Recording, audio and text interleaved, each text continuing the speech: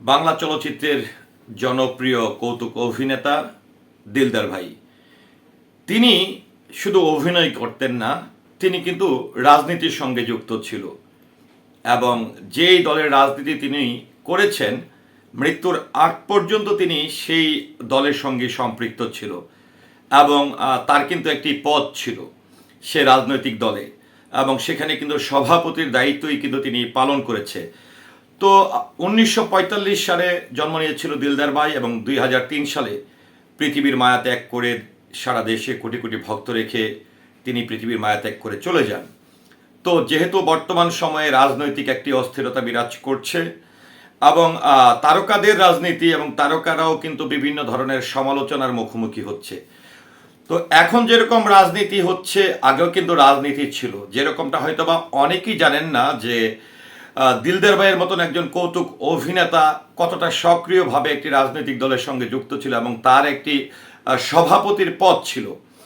এই বিষয়টি নতুন করে আপনাদের সামনে আমি এই জন্য উপস্থাপন করছি যে আগেকার সময়ে যেরকমটা রাজীব সাহেব রাজনীতি করেছেন, মিজু আহমেদ সাহেব রাজনীতি করেছেন, চিত্রনায়ক ফারুক সাহেব রাজনীতি করেছেন, সোহেল রানা সাহেব রাজনীতি করেছেন, উজ্জ্বল সাহেব রাজনীতি করেছেন, তাদের রাজনীতি এবং কাজ এবং চলচ্চিত্রের সঙ্গে বন্ধুত্ব সম্পর্ক টোটাল ছিল ভিন্ন। এটি দিয়ে প্রমাণ হবে যে একজন দিলদার ভাই তৎকালীন সময়ে 2003 সালে মৃত্যুর আগ পর্যন্ত কোন রাজনৈতিক দলের সঙ্গে তিনি যুক্ত ছিল সেটি একটু আমি আপনাদের সামনে উপস্থাপন করতে চাই। সেটি হচ্ছে দিলদার ভাই ছিলেন বিএনপির অঙ্গ সংগঠন জিয়া সাংস্কৃতিক সংসদের সভাপতি হিসাবে তিনি দায়িত্ব পালন করেছেন এবং তিনি মারা যাওয়ার পর প্রথম 3-4 বছর সাংগঠনিকভাবে দিলদারের মৃত্যুবার্ষিকীও কিন্তু পালিত হয়েছে। তো এটা কি আপনারা অনেকে জানতেন যে বাংলা চলচ্চিত্রের সবচেয়ে জনপ্রিয়, যাকে হাসির রাজা বলা হয় দিলদার ভাই, তিনি একটি দলের সঙ্গে এতটা সম্পৃক্ত ছিল বিএনপি রাজনীতির সঙ্গে এবং জিয়া সাংস্কৃতিক পরিষদের সভাপতি ছিল, এটি হয়তোবা অনেকেরই জানা নেই। কারণ তৎকালীন সময়ে তারা যখন রাজনীতি করত তখন ইন্ডাস্ট্রির বাইরে কিংবা চলচ্চিত্রের বাইরে তারা ব্যক্তি সমর্থন নিয়ে তারা রাজনীতি করতেন, কিন্তু সেই রাজনীতি কিন্তু ইন্ডাস্ট্রিতে তারা বিরাজ করতে দিতেন না। তার সঙ্গে দেখা গেছে দিলদার ভাইয়ের সঙ্গে যারা আওয়ামী লীগ করতেন তাদের সঙ্গেও তিনি স্ক্রিন শেয়ারের বেলায় কোনো কৃপণতা ছিল না, দলাদলি ছিল না, রেশারেশি ছিল না।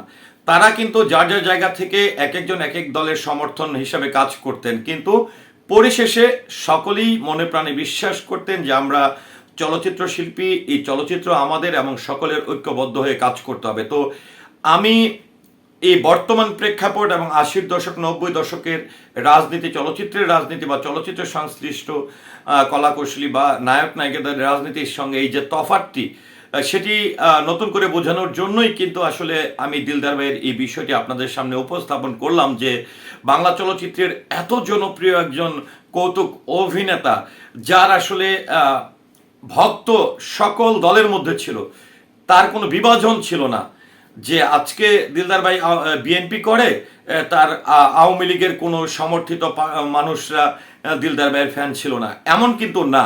তো এটার যে মূল কারণটি ছিল তারা রাজনীতি ব্যক্তিগতভাবে দল সমর্থিত ছিল, কিন্তু চলচ্চিত্র বা কর্মের জায়গাটাকে টোটালে শ্রদ্ধার সঙ্গে তারা আলাদাভাবে দেখতেন।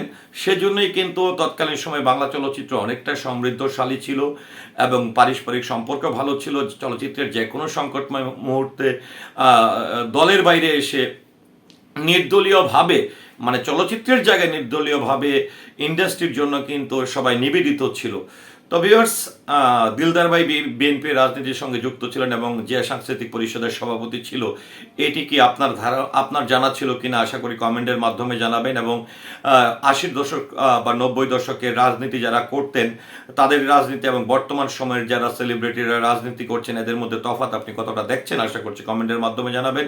সেই সাথে পুরো ভিডিওটির সঙ্গে থাকার জন্য অসংখ্য ধন্যবাদ। আসসালামু আলাইকুম।